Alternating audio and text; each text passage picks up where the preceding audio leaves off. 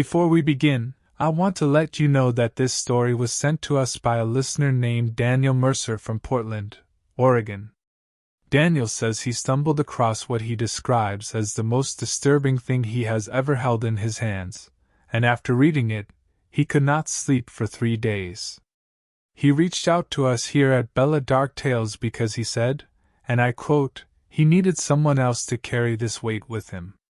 So Daniel, we hear you.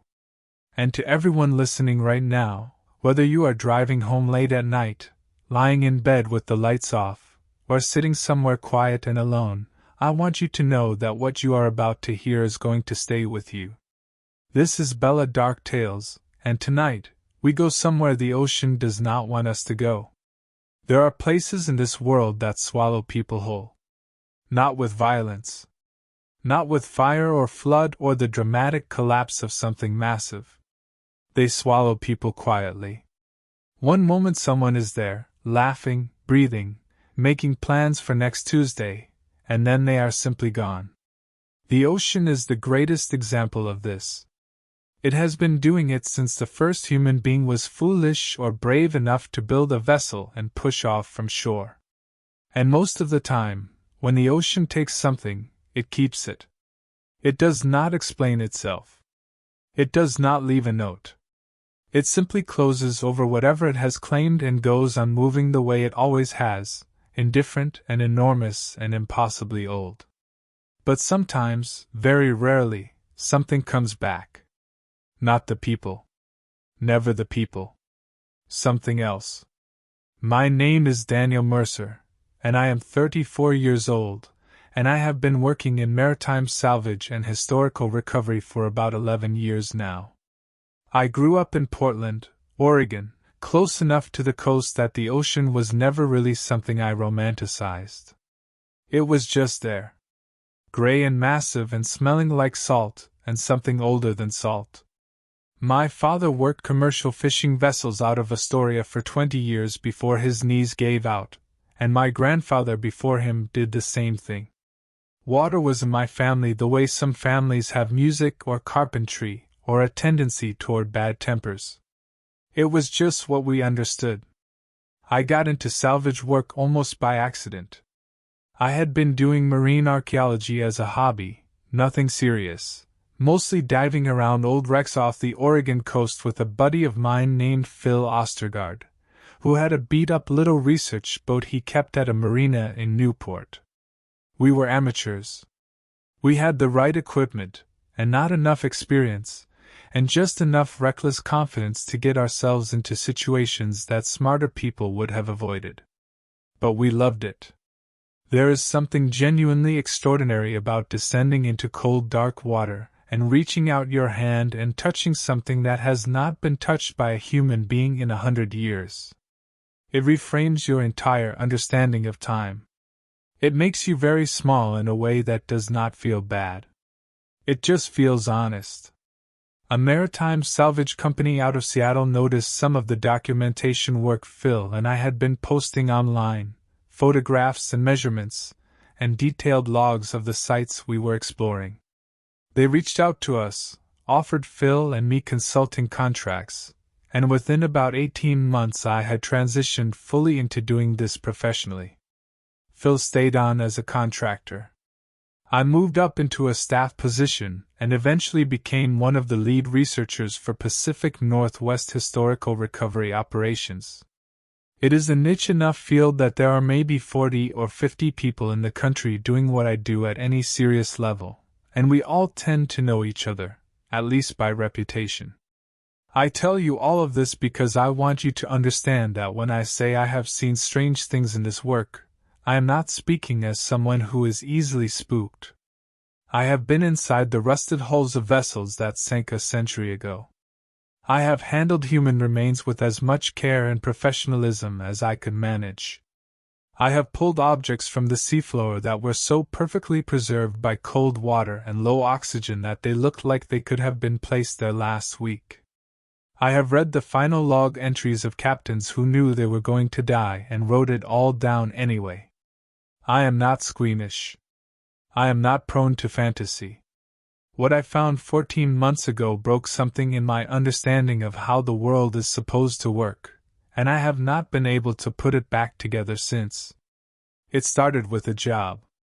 We had been contracted by a historical preservation nonprofit based in Vancouver to assist with the documentation and partial recovery of a site about 60 nautical miles off the coast of Washington state. The organization, which I will call the Cascade Maritime Trust for the sake of not getting into any contractual complications, had been tracking a sonar anomaly in that area for about 3 years. The anomaly was consistent with a mid-sized wooden vessel resting on a relatively shallow shelf, about 240 feet down, which is deep for recreational diving but well within range for the commercial dive gear and remotely operated vehicles our team used regularly.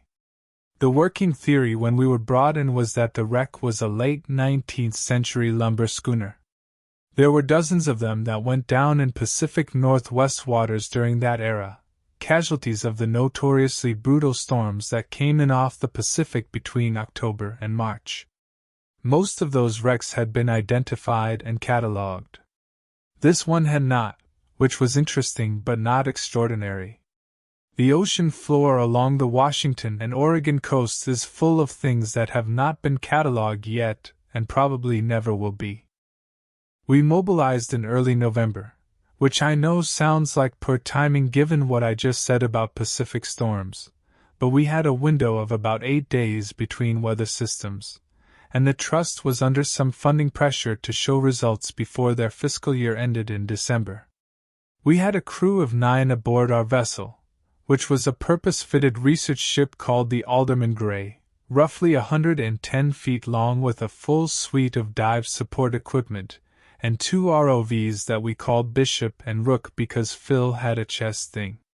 The first 2 days were routine. We positioned over the anomaly, deployed Bishop to do an initial survey, and spent about 14 hours reviewing footage and building a photographic map of the site. The wreck was in better condition than we expected.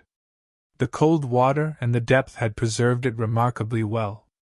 The hull was largely intact, though the mast had long since fallen and the deck structure had collapsed in several places.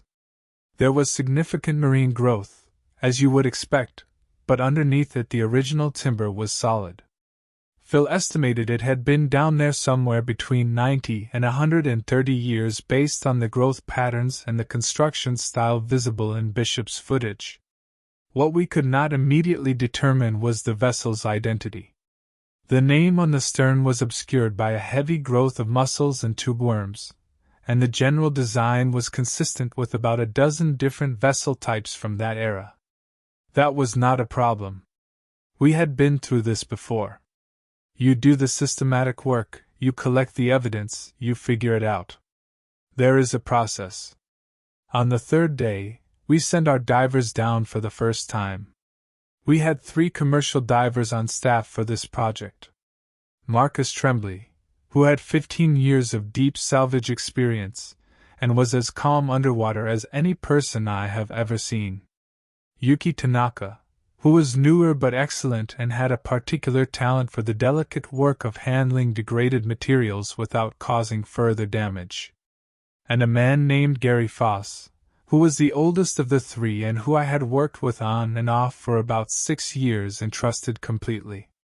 Their primary goal on that first dive was to clear the stern enough to get a look at the name, and to do a manual inspection of the hull at key structural points to help us plan any future recovery work. Standard stuff. Marcus and Gary went down together. Yuki stayed on the surface as backup, ready to go in if needed. The dive lasted about 50 minutes. When Marcus and Gary came back up and went through decompression and then came aboard and stripped off their gear, they were both quiet in a way that I noticed but did not immediately address. Divers coming up from a wreck often need a few minutes to decompress emotionally as well as physically. There is a heaviness to those sights. An emotional weight. I had seen it before. But when Gary sat down in the equipment room and just stared at the floor for a long moment without saying anything, I went and sat across from him. He looked up at me and said, "Daniel, that ship has been down there a long time." I said, "Yes, we think somewhere between 90 and 130 years. He nodded slowly. He said, "We cleared the stern? Got the name?" I asked what it was. He told me it was the Perseverance. I knew the name immediately, and I felt a specific kind of chill that I do not experience often. It is not exactly fear. It is more like the sudden awareness that you are standing on the edge of something much larger and stranger than you realized. The Perseverance was a vessel that had been missing since November of 1908. It was a two-masted brigantine, built in Aberdeen, Washington, in 1901, and it ran a regular route between Seattle, various coastal ports in Washington and Oregon, and occasionally as far south as San Francisco. It disappeared with a crew of 14 men and 3 passengers during a storm on November the 9th, 1908. No wreckage had ever been recovered. No bodies. Nothing. It was one of those disappearances that the maritime history of the Pacific Northwest treated as simply unresolvable, a ship that went into a storm and was never seen again. Except that was not entirely true. Because there was one piece of the Perseverance story that the official histories tended to gloss over, partly because it was ambiguous, and partly because it was uncomfortable. About 6 weeks after the Perseverance disappeared, on the 21st of December, 1908, a fisherman named Elias Cormorant, operating out of a small community near the mouth of the Quileute River on the Washington coast, found something washed up on a remote stretch of beach. He described it in a letter to the Port Authority in Seattle as a sealed wooden box, roughly the size of a large trunk, with the name of the vessel stenciled on its side. Inside the box, he said, was a quantity of personal items belonging to what appeared to be multiple individuals, and also a leather-bound journal. Cormorant turned the box over to the Port Authority. The personal items were catalogued and held pending identification of the crew's families for notification. The journal was logged as evidence in the inquiry into the ship's disappearance, and then, as far as anyone could later determine, it vanished from the records entirely. The inquiry concluded that the Perseverance had been lost to the storm with all hands and closed the case. The journal was never mentioned again in any official document. There was no transcript of its contents. No summary. Nothing. Several maritime historians over the decades had noted this gap and speculated about it. One researcher in the 1970s named Constance Aldrich had written a fairly detailed academic paper about the disappearance of the Perseverance, and had specifically highlighted the missing journal as an anomaly worth investigating. She had filed several public records requests with various Washington state agencies trying to track it down. As far as I could tell from my own research, she never found it. I knew all of this because the Perseverance was one of those cases that I had read about years earlier, long before this job came up, simply because it was interesting and strange. I had not connected it to this wreck until Gary said the name. I sat there in the equipment room of the Alderman Gray, 60 miles off the Washington coast, and I thought about all of that for a long moment. Then I thought about something else. Something that Elias Cormorant had written in his letter to the Port Authority. I had read the letter transcription in Constance Aldrich's paper. He had written that the box appeared to have been sealed from the inside. That phrase had always struck me as odd, the kind of odd that your brain tries to smooth over because the alternative is too uncomfortable to sit with. Sealed from the inside. A box floating in the Pacific, sealed from the inside, with a journal inside it that no one ever read. I asked Gary what else he had seen down there. He looked at me for a moment.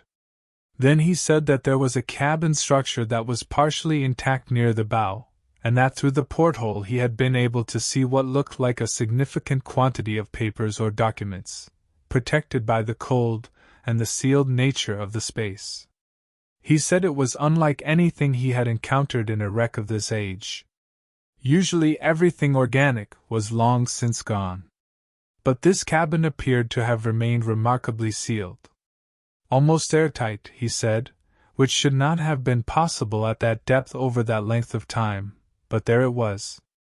I looked at Yuki and Phil, who had both come in during this conversation.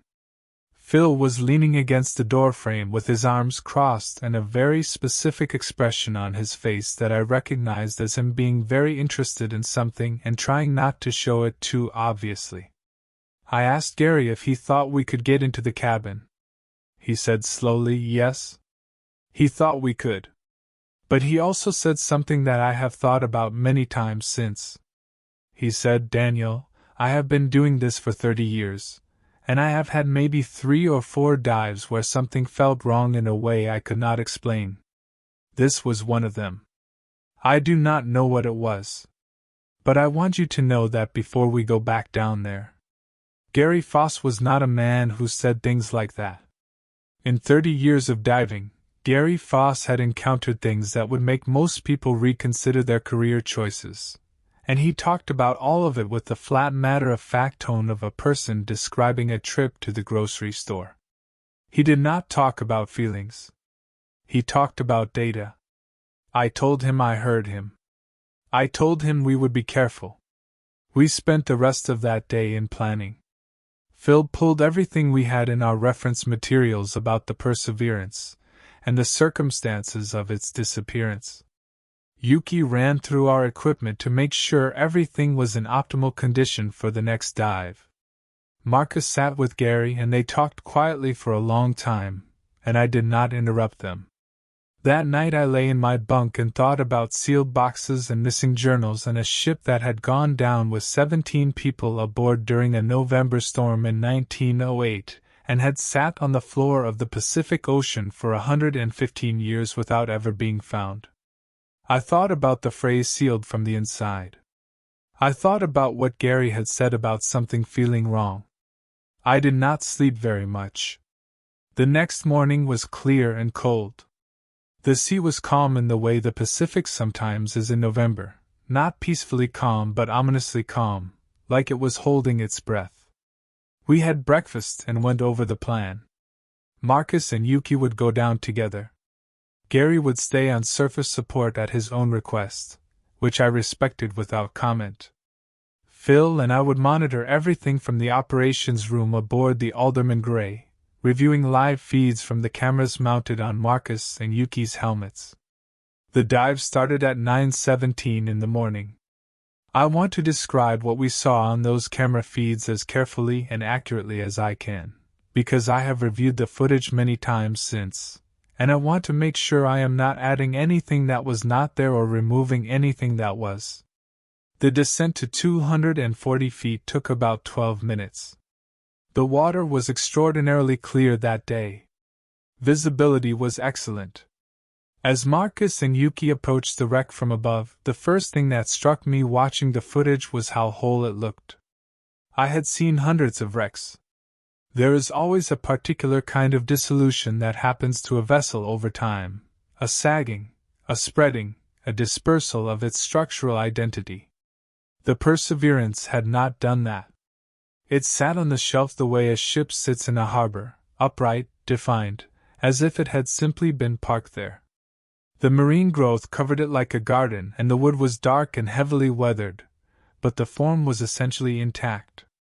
It looked, I remember thinking, like it was waiting. Marcus and Yuki worked systematically. They cleared the area around the bow cabin door first, removing a crust of growth that had built up over the seam. Underneath, the wood and the metal fittings were in remarkable condition. The door was not locked, exactly, but it had swollen shut in a way that required Marcus to apply considerable force to open it. He got out a pry bar and worked at it carefully for about 4 minutes, and then it came open with what Yuki later described as a sound, which she said felt more than heard, a kind of exhalation, like the cabin had been holding its breath and finally let it go. I watched this on the camera feed and I felt the hair on my arms stand up. They went inside. The cabin was small, maybe 8 feet by 10 feet, with a low ceiling. There was a bunk on one wall, and a small writing desk mounted to another. There was a porthole on the seaward side, crusted over with growth on the outside but clean on the inside, which was one of the things Gary had noticed the day before. The most striking thing, the thing that made Phil audibly say "Oh my God" from beside me in the operations room, was the condition of the interior. It was not pristine. But by any rational measure, for a space that had been submerged in seawater for 115 years, it was almost absurdly well preserved. There were papers on the desk. Actual papers, yellowed and fragile but intact. There was a lantern on a hook on the wall, still holding a remnant of oil in its base. There was a coat hanging on a peg near the door, still retaining its shape, still clearly a coat and not just a disintegrated mass of fiber. And on the desk, lying closed, was a book bound in dark leather. Marcus picked it up with the careful deliberateness of someone who has handled fragile historical objects before. He held it in front of his camera so we could see it clearly. The leather was darkened and stiff but intact. There was writing on the cover in faded ink. He tilted it slightly to get the light from his helmet lamp at a better angle. It read, in letters that were cramped and slightly uneven but entirely legible, "Ship's log and personal record. Perseverance. Captain Ellis Vane. November 1908. Phil grabbed my arm. I said into the comm, "Marcus, get that book up here intact. Bag it and bring it up. Do not open it down there." Marcus said, "Copy that." They spent another 20 minutes documenting the rest of the cabin with their cameras, taking measurements, carefully bagging the papers from the desk and several other small items. Then they came up. The ascent takes longer than the descent because of decompression requirements. The 50 minutes Marcus and Yuki spent slowly rising through the water column were among the longest 50 minutes of my professional life. Phil and I barely spoke. Gary came and stood in the doorway of the operations room, and I told him what we had found, and he was quiet for a moment, and then he said, "That explains the feeling." I asked him what he meant. He said, "When a space has been sealed for a long time and something is still alive inside it, you can feel it. Not alive like an animal. Alive like information. Like something that was put there and has been waiting to be read." I looked at him. Gary Foss was not a poetic man. He was a technical man. He calibrated equipment, and managed decompression schedules, and could recite the specifications of every closed-circuit rebreather on the market. He did not say things like something that was waiting to be read. He noticed me looking at him and said, "I know. I know how that sounds. Just wait until you read it." He went back to his station. When Marcus and Yuki finally came aboard and we got the bagged items up to the research table, I spent about 30 minutes working with Yuki to stabilize the most critical pieces. The papers from the desk were in better condition than they had any right to be, still fragile, still requiring careful handling, but legible. We photographed everything in situ before touching it, and then documented each item individually. The journal I handled last. I photographed the cover, then the spine, then gently opened it to the first page. The handwriting was small and precise on the first several pages, the hand of a man accustomed to keeping records. Captain Ellis Vane, the Perseverance's master. His name appeared in the official records I had researched. He had been 41 years old in 1908. He had been with the vessel since it was built. He had a wife in Seattle, 2 children. I sat down and I began to read. I am going to read it to you now. I am going to read it as closely to the original as I can, with the understanding that some of it was damaged and required interpretation, and some of it I have had to reconstruct from context. But what I am about to tell you is as faithful to what was in that journal as I can make it. I want you to understand that. I am not embellishing. I am not dramatizing. Everything I am about to describe is what Captain Ellis Vane wrote in the final days of his life and the life of his ship. The first entries are routine.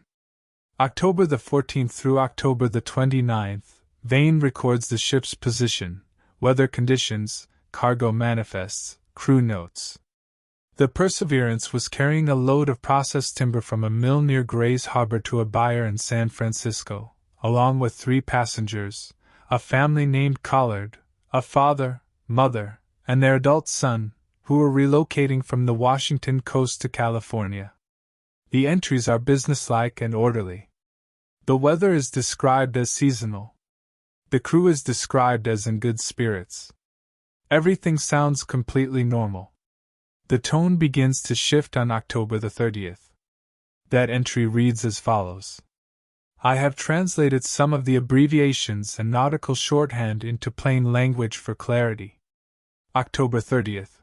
Wind from the southwest at a fair pace, seas running moderate.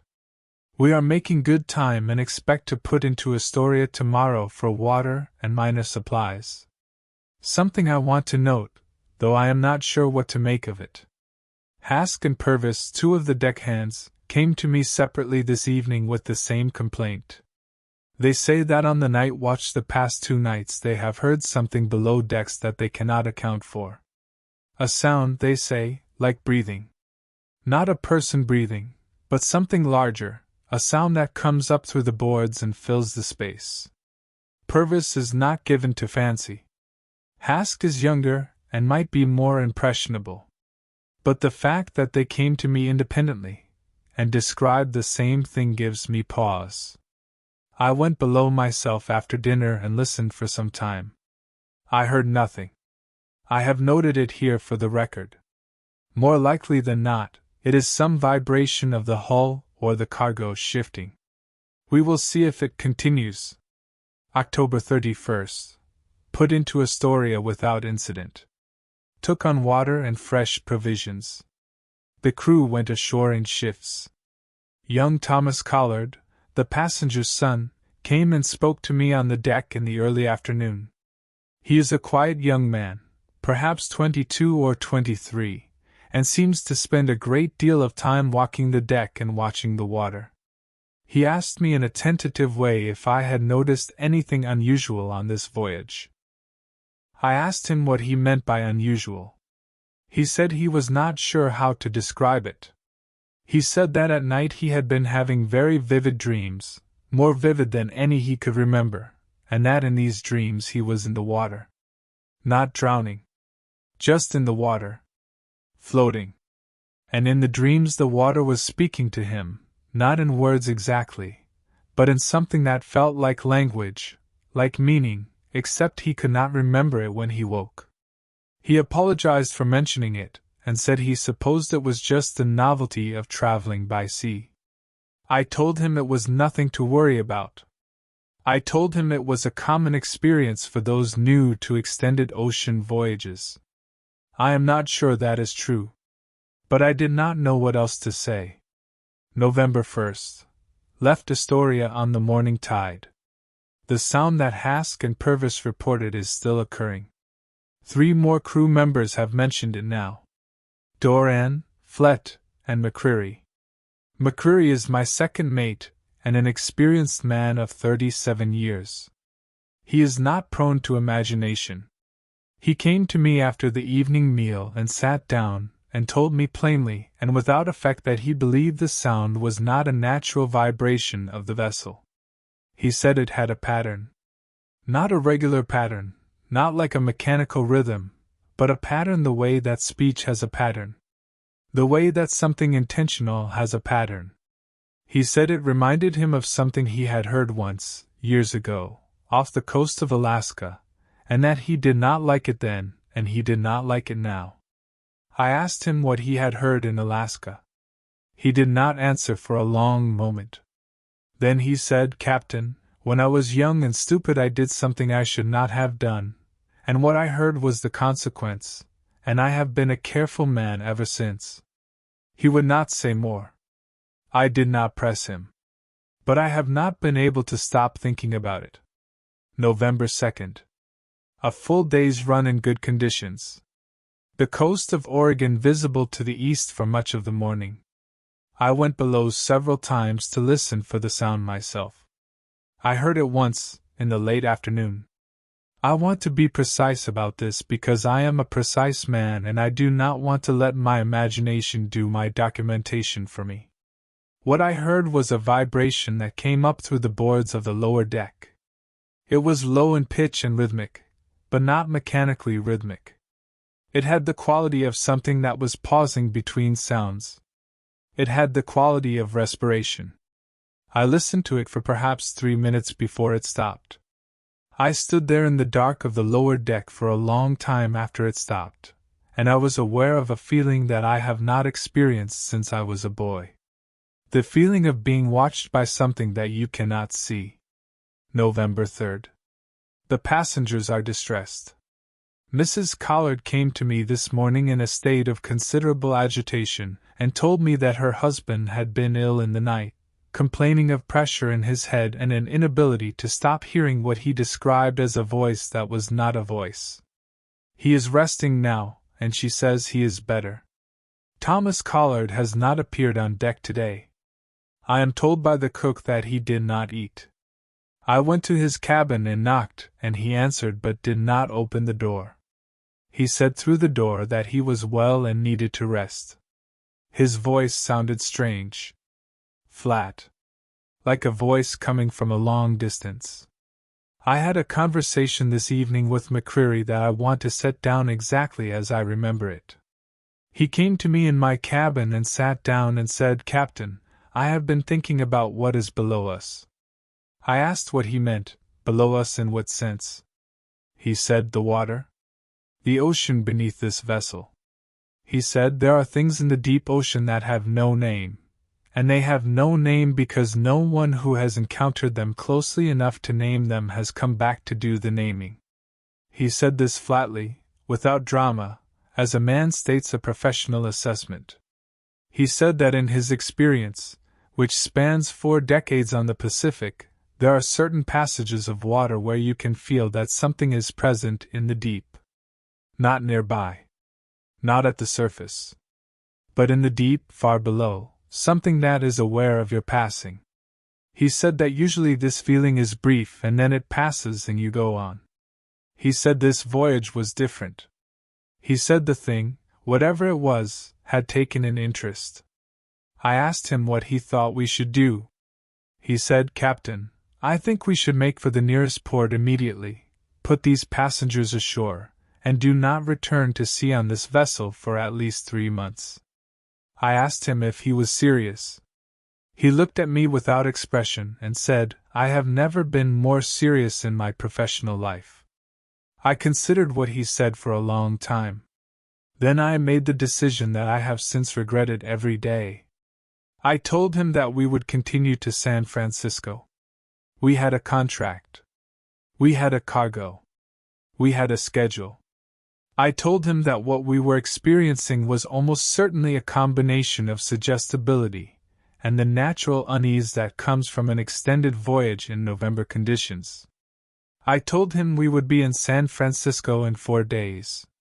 He stood up and said, "Yes, Captain." He went back to his duties. I wish I had listened to him. November 4th. The sound has changed. It is no longer coming from below the deck. It is coming from everywhere. I do not mean that literally, I am trying to be precise. It is as though the hull of the vessel has become a resonant chamber, and the sound is transmitted through the wood from the water surrounding us. It is constant now, not rhythmic, more like a sustained tone that fluctuates in pitch. 4 of the crew have said they cannot sleep. Doran has refused to go below decks. Purvis told me this morning with his eyes red from sleeplessness that he had been hearing words in the sound last night. I asked him what words. He could not say. He said they were not in any language he knew. He said they were not in any language he thought any human being knew. The Collard family has not left their cabins. The cook, A man named Soren Brandt, who has worked with me for 6 years and is as stolid and unimaginative a man as I have ever employed, came to me this afternoon. He did not say anything. He just stood in the doorway of my cabin and looked at me with an expression I had never seen on his face before. An expression that I can only describe as that of a man who has been told something he wishes he had not been told. After a long moment he said, "Captain, do you think the sea is alive?" Not as an idea. Not the way people say the sea is alive when they mean it is beautiful and dynamic and full of creatures. He meant something else. He said, "Do you think the sea, the whole of it, all of it, is one thing? One living thing?" I told him I did not know. He nodded slowly and went back to the galley. He did not cook dinner that evening. No one complained. November 5th. I have not slept. I tried to sleep and I dreamed, and in the dream I was below the surface of the ocean, very far below, in a darkness so complete that it had texture, it had weight, it pressed against me from every direction. And in the darkness there was something that I was moving toward, or that was moving toward me, I could not tell which. It was vast. It was so vast that the word vast does not contain it. It was not a creature in the way I understand creatures. It had no shape I could comprehend. But it had attention. It was paying attention to me the way you pay attention to something very small that has landed on your hand. Curious. Not threatening. Not at that moment. Just curious. Like it was deciding what I was. When I woke I was lying on the floor of my cabin with no memory of how I got there, and the taste of salt water in my mouth though I had not been near the water. The sound from the hull was very loud this morning. McCreary says we are making for Eureka, the nearest port. He did not ask my permission. He simply came and told me and then went back to the helm. I did not countermand him. I do not know if we will make it. November 6th. I need to tell what happened with Thomas Collard. The young man came out of his cabin in the early morning hours before dawn. One of the watch crew, a man named Pyrie, saw him come up on deck. Pyrie said that Thomas was not wearing a coat and that the temperature was near freezing and the wind was cutting, and he did not appear to notice any of it. Pyrie said Thomas walked to the railing on the starboard side and stood there looking out at the water. Pyrie went to him and said something, he cannot remember what, and Thomas turned and looked at him. Pyrie said his expression was the thing that frightened him most. He said Thomas's face looked entirely empty of Thomas. He said it looked like Thomas's face, Thomas's eyes, but there was nothing behind it. Like a photograph of a person rather than a person. Thomas said something to Pyrie that Pyrie has relayed to me and that I am setting down verbatim as well as I can. He said it knows where we are. It has always known where we were. It was not waiting for us. We were always here. We just did not know it yet. Then he turned back to the water and stood there. Pyrie went and got McCreary. When they came back, Thomas was gone. He had not fallen, or at least there was no sound of a fall, no splash that Pyrie heard. He was simply gone. We turned the ship around and searched for an hour. We found nothing. Nothing at all. The water was black and still. I have told his parents. I cannot write about that. I cannot. November 7th. Soren Brandt went over the side at approximately 3 in the morning. No witness.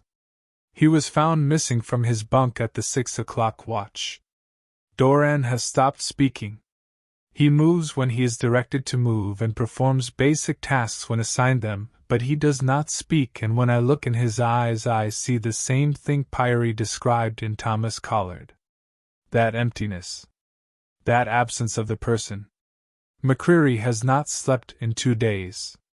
He is keeping the ship on course through an act of will that I can only describe as heroic. The Collard family is locked in their cabin, and from outside the door I can hear Mrs. Collard praying.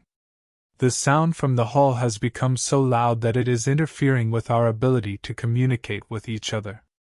We have to raise our voices to be heard. The sound has begun to sound more clearly like language. I do not understand it. But I recognize the structure. The way a sentence is structured. The way a statement differs from a question. The way something said once is different from something repeated. Last night it repeated something many times. The same sound. Over and over. I do not know what it means. I do not want to know. November 8th. For more crew have gone. I will not write how. I cannot. We are 11 now. McCreary and I and 9 others, some of whom can still function, and some of whom can only sit and stare. The storm that the weather had been threatening finally arrived last night, and it is bad. The kind of November Pacific storm that has a personality, that seems to have intention. The waves are running 30 feet. We have lost part of the rigging. The helm is responding but barely. I am writing this by lamplight in my cabin with the hull screaming around me, not just from the storm, both things together, the storm and the other, and I cannot tell any longer where one ends and the other begins. I need to set down what McCreary told me an hour ago, while we were both on deck trying to manage the lines. He shouted it in my ear over the wind. He said, "You know what it is doing, don't you?" I said I did not. He said, "It is speaking to us. It has been speaking to us for 8 days.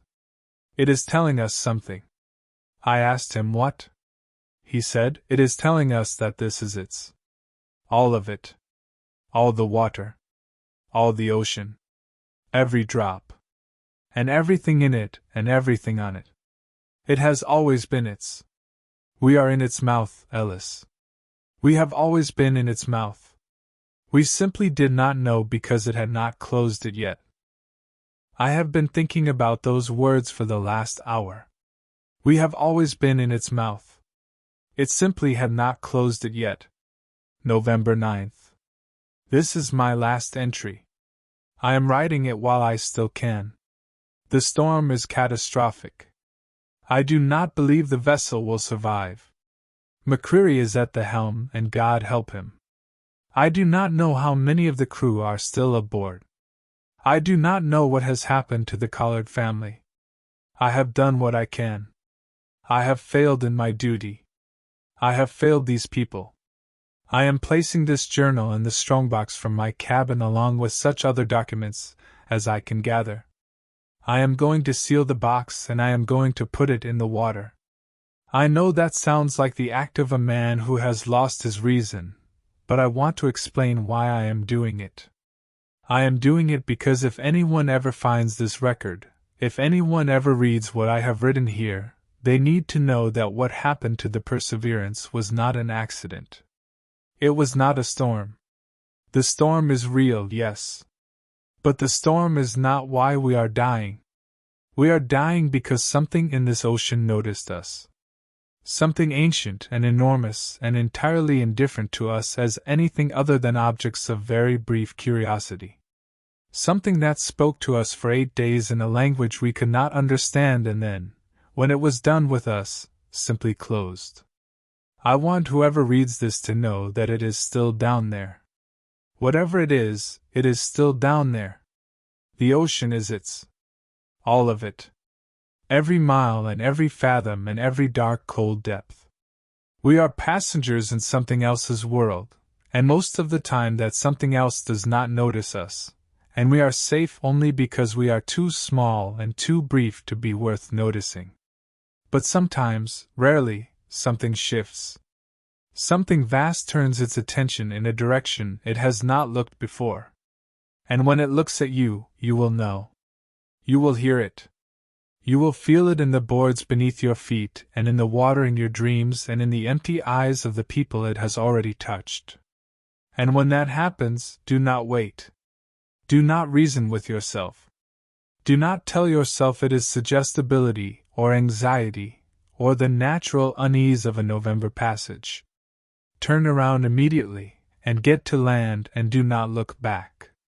I am sorry I did not listen to my second mate. He was the wisest man I have ever known, and I wish I had been worthy of his counsel. My name is Ellis Vane.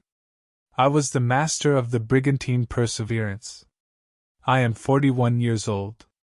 I have a wife named Margaret in Seattle and 2 children, a girl named Clara who is 9 and a boy named Robert who is 6.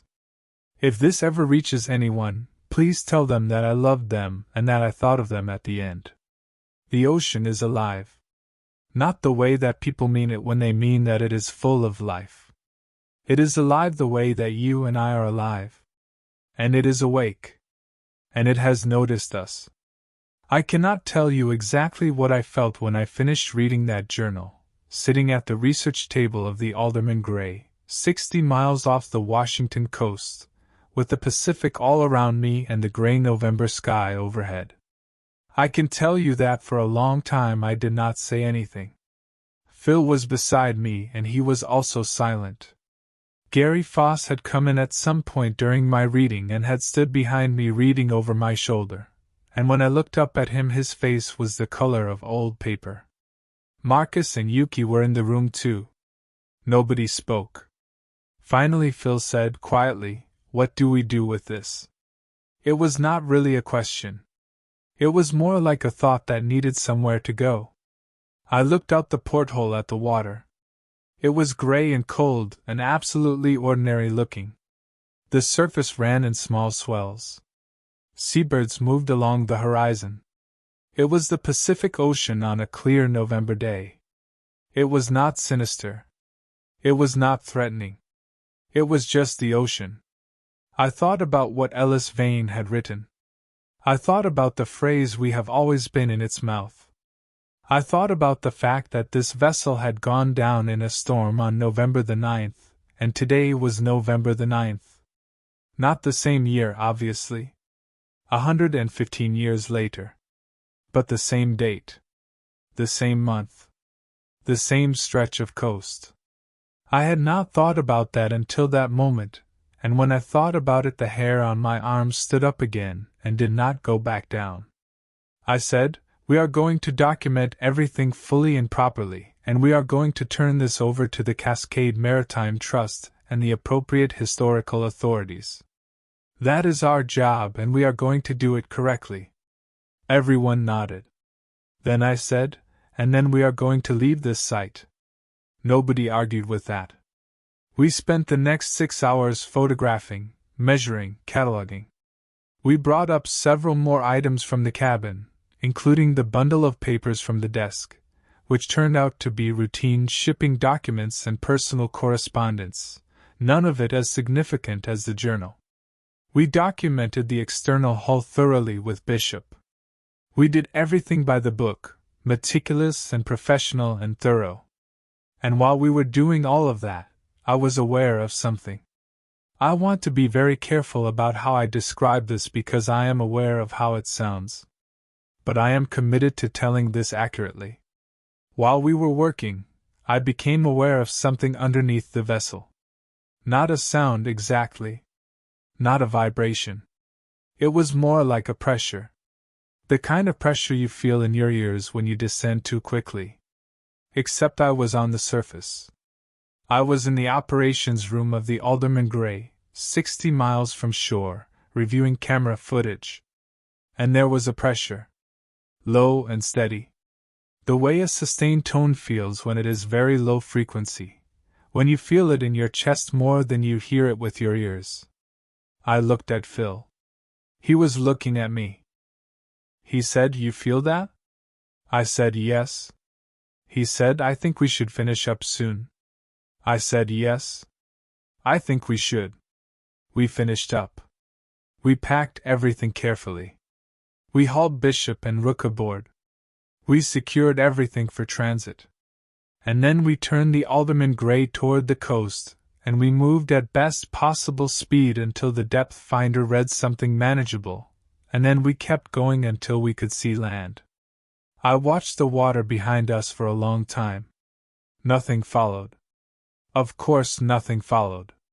It is the ocean. Things do not follow you out of the ocean. But the pressure did not go away until we were in about 50 feet of water, close to shore, with the coast of Washington visible and solid and real ahead of us. And when it did go away, it went all at once, like a door closing. And I took a long, slow breath that I had not realized I had been holding. The journal and the other materials from the Perseverance are now in the custody of the Cascade Maritime Trust, who have turned them over to the Washington State Historical Society for proper preservation and study. There has been some discussion about eventually exhibiting them. I have been interviewed several times by historians working on the case. The academic and historical world is understandably very interested in what we found, both the physical wreck and the documentary materials. The journal's contents are known to the people working on the case.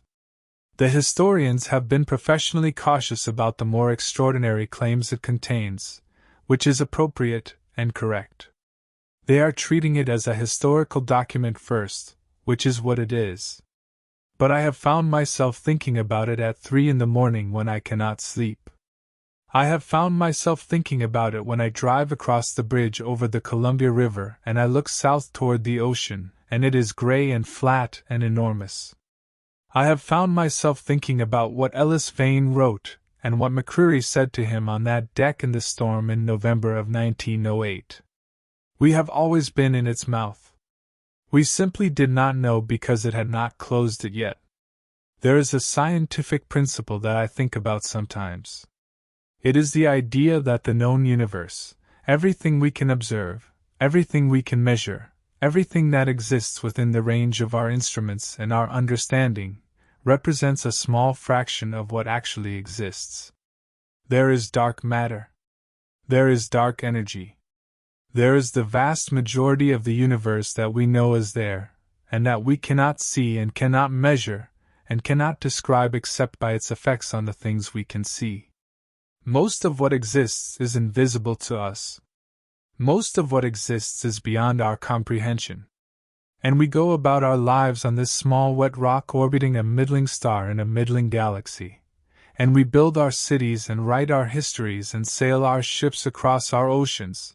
And we feel, most of the time, like we understand the territory we are moving through. We do not. The Pacific Ocean is 14,000 feet deep at its deepest point. The average depth is over 13,000 feet. The pressure at those depths is more than 1,000 times the pressure at the surface. The temperature is just above freezing. It is dark. It is cold. It is very, very quiet. And it covers more than a third of the surface of the Earth. We have mapped, with any meaningful detail, less than 20% of the ocean floor. Less than 20%. The rest is as unknown to us as the surface of a planet in another solar system. We do not know what is down there. We have theories. We have partial knowledge. We have the things that rise close enough to the surface to be caught or photographed or detected by instrument. We do not know what stays at the bottom. We do not know what exists in those cold dark miles that has never come up, that has never needed to come up, that has never given us any reason to know about it. I sail on the surface of a world I do not understand, in a vessel that exists, from the perspective of the deep ocean, the way a leaf exists on the surface of a lake. And most of the time, the lake does not notice the leaf. But sometimes it does. I found the diary of a man who died 115 years ago on a ship that has been sitting on the bottom of the Pacific since November the 9th, 1908. The diary told me what happened to him, and his crew, and his passengers. It told me what they heard and what they felt, and what his second mate said to him in the last storm they ever sailed through. And then I sailed home over 60 miles of deep cold Pacific water, and the whole way I was aware of what was beneath me. Not afraid, exactly. Not calm either. Just aware. The way you are aware of something very large standing close behind you in a dark room. The way you are aware, in the specific and unignorable way, that you are not alone. I have not gone back to the site of the Perseverance. I do not plan to. I sail when I have to for work. I do my job. I am professional and methodical, and I document what I find with as much accuracy and care as I always have. But I do not look at the deep water the way I used to. And when the depth finder reads something very large and very far below the hull, I do not wonder anymore what it is. I already know. I know because Ellis Vane told me. I know because he sealed a box and put it in the water 115 years ago, and the water kept it, and the water brought it back up to me eventually, the way the ocean brings things back sometimes. Not the people. Never the people. Just what they left behind. Just the record of what they experienced. Just the proof that it is real and it is down there, and it is old beyond our comprehension, and it has been aware of us for as long as we have been crossing its surface, and it is vast, and it is patient, and it is waiting for the moment when it decides to close. We have always been in its mouth. We simply do not always know it. I am going to try to sleep now. The rain is coming down in Portland tonight. The Columbia River is out there somewhere in the dark. And beyond it, west, the Pacific Ocean goes on for thousands of miles in every direction. I am going to try not to think about how far down it goes. I am going to try not to think about what Ellis Vane wrote about his dreams. About being in the water and something vast moving toward him, or him moving toward it, and not being able to tell which. I am going to try not to think about the fact that since reading that journal, I have had that dream too. Not once. Every night. Every single night.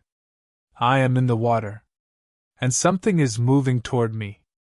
And I cannot tell if it is curious, or if it has simply decided that it is done waiting.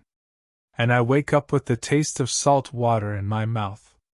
And the Pacific is out there in the dark. And it is not empty. It has never been empty. And it knows that I know. And so now you know too. Sleep well. Well, that brings us to the end of tonight's story, and I have to say, I have been sitting here in the dark for the last hour narrating this, and I do not think I will be looking at the ocean the same way for a very long time. Daniel, thank you from the bottom of our hearts for trusting us with this. The weight you talked about carrying since reading that journal, I hope that sharing it here tonight has helped in some small way. And I hope you know that you are not carrying it alone anymore. What strikes me most about this story, and the thing I cannot stop thinking about, is not the horror of what happened to the crew of the Perseverance. It is not even the idea of something vast and ancient in the deep ocean. It is the detail that Captain Vane got right. He sealed that box. In the middle of a catastrophic storm, in the last hours of his life, with everything collapsing around him, this man sat down and wrote the clearest, most precise warning he could put into words, and he sealed it up and gave it to the water. He trusted that the water would carry it to someone eventually. And it did. 115 years later, it did.